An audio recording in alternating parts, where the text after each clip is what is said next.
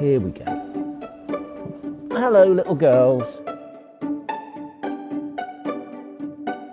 Bishop Mike, it's wonderful to be here with you today in the Bishop's Garden and to have a bishop of beekeeping age. Tell us how and when you started beekeeping.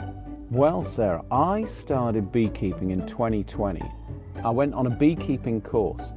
I had a slight fear of bees for many years because I'd been stung by a bee on my bare foot when I was 4. And I thought, there's a time to face up to the bees. But I also thought I quite like the idea of collecting a lot of honey and, more importantly, of actually contributing to the environment practically. So I went on this course, and of course lockdown happened, but that was great from the point of view of beekeeping because I had a whole summer where I could really pay attention to the bees. This is just excess kind of gluey stuff. I'm just trying to fill all the gaps. Come on, get out the way. Get out the way. Ooh, we've got some brood and honey. Yeah. So there's the queen with the little blue dot going around laying. She's the very long. Do you want to just point to her while I hold this? That's it. And we're going to call her Victoria, I think, as in Tor for short, which of course has echoes of Devon. Keep going, girls. You're doing well. What do you think is the most rewarding thing about being a beekeeper?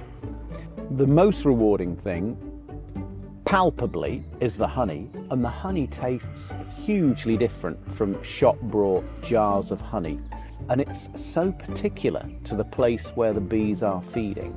There's something about being outdoors as well, which is great. Something about getting into the flow. Once you're looking after your bees, you're just lost in the moment. But of course, behind all of that, and most importantly, is you're contributing to the well-being of the wider environment by cultivating the bees. But also, you develop a relationship with the bees. They begin to smell you, to know what you're like. They know whether you're afraid or whether you're relaxed or whether you're in a rush. So you do begin to develop a relationship, and you are told to talk to them, so I do talk to them. The old tradition of telling the bees. What do you think we can learn from the bees? Obviously, there is a collective wisdom and collective working. They can only thrive by working and living together in ways which are mutually helpful.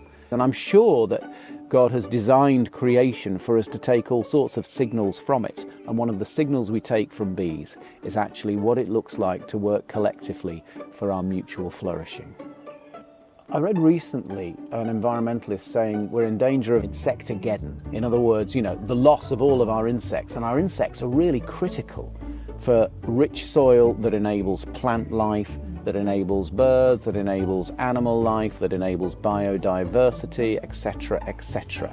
So there's something about what can we do to help with the variety of plants, with the variety of insects, with the variety of birds, in terms of how we are cultivating, whether it's a window box or a garden on this scale. For instance, here, one of the things we're trying to do is develop some wild meadows, which isn't just good for the bees to feed on, but is also good for other insects.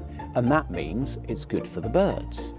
And that actually means it's good for the plant life because birds are involved, as insects are, in wider planting and distribution of seeds and so on. Beekeeping and the Christian faith go back a long way in this diocese, but also there's many biblical references as well. Why do you think this is, and what do you think God is teaching us through these little insects? If you look at Judges 14, Samson comes across the rotting carcass of a lion, and he's hungry. And what does he find inside the rotting carcass of a lion? Bees, swarm of bees and honey. So he feeds on the honey. I imagine he gets stung, but the Bible doesn't mention that. And in medieval times, the bee was therefore a symbol of resurrection. It was kind of like out of death comes life. I think it was based on Judges 14. I think there's something powerful, for instance, in a land flowing with milk and honey. This is what we're destined for and where we are meant to be.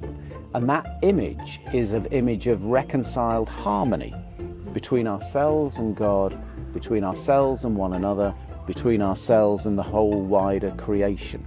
And the flowing of honey is, if you like, an image of what it looks like to be in harmony. The bees are happy, they're producing honey in sufficient abundance to feed others too. And wider than that, it's a lovely image of how creation is meant to be the vehicle of our communion with one another and with creation and with God.